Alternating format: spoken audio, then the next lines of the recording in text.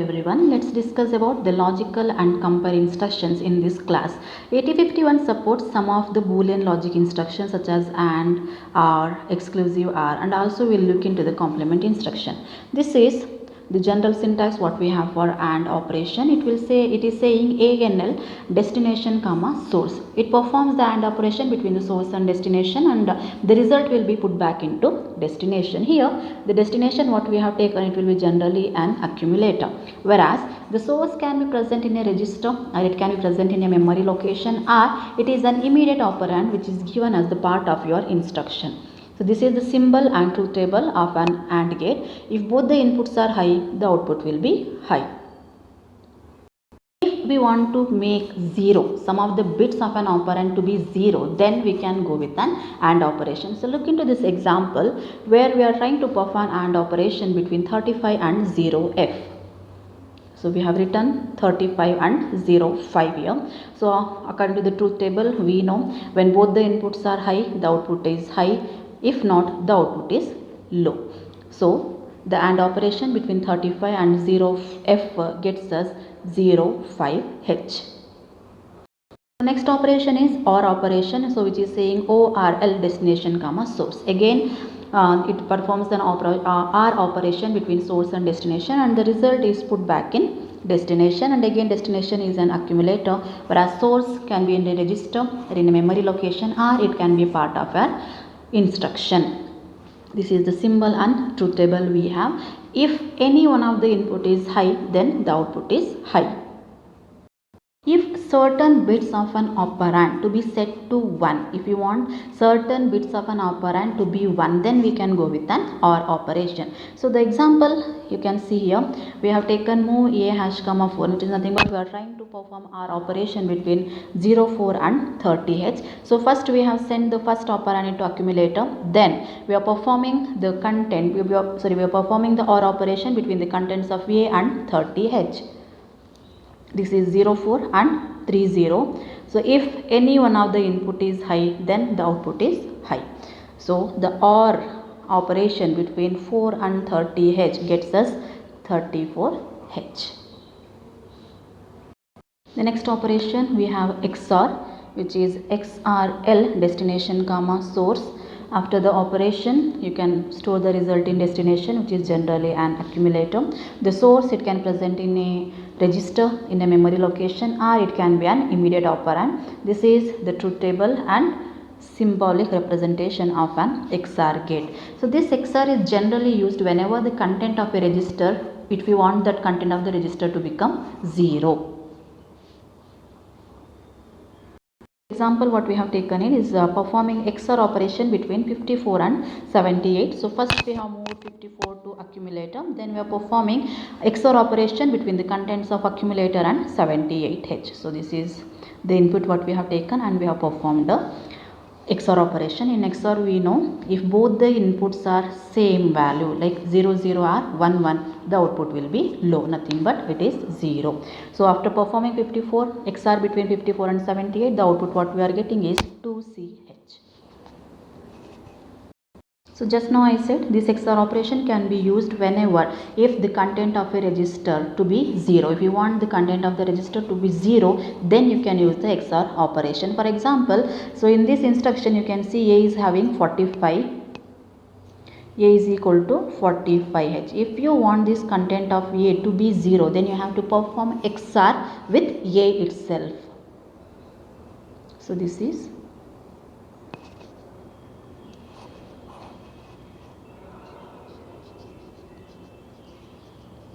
you have to perform XOR with the content of A itself. Now A is having 45, 4, 5, and again if you want to make the content of A to be 0, then you have to XOR it with 45 only. Then the output what you will get, it will be 0. Therefore the XOR operation can be used to clear the content of a register to be 0, right?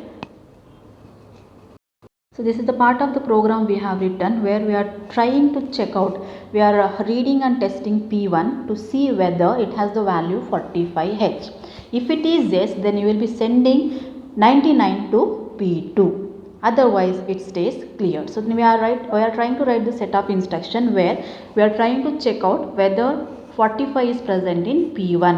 If it is yes, then you will send 99 to P2, right? So now initially we have cleared P2, port P2, that is by sending 0 we have made P2 as 0. Already we have discussed the port P1 can be made as input by sending FF. Hope you remember, that is what we have written here.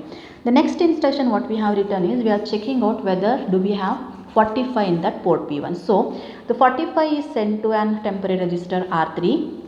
Then the content which is present in P1 it will be sent to A. Next if we perform XOR between A and A, that is the content which is sent from P1 to A, right?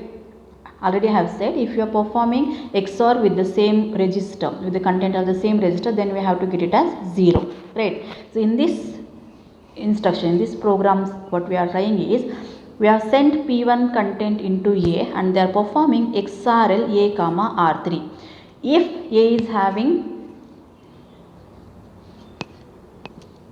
45, if A is having 45, that is the contents of P1 has been sent to A, then the R3 is also having 45. If you perform XRL between A and R3, if both are having 45, then output will be 0. If it is 0, then you can send 99 to port P2. If not, you have to exit, right? So this is the set of instructions we have written where we are trying to check out whether the port P1 is having the value of 45. If it is yes, you need to send 99 to port P2. The first instruction is to clear P2. The second instruction what we have written is to make port 1 as an input port, then send the value of 45 to a temporary register R3, then the content whatever we have in port P1 send into A, then perform the XOR operation between accumulator and R3. If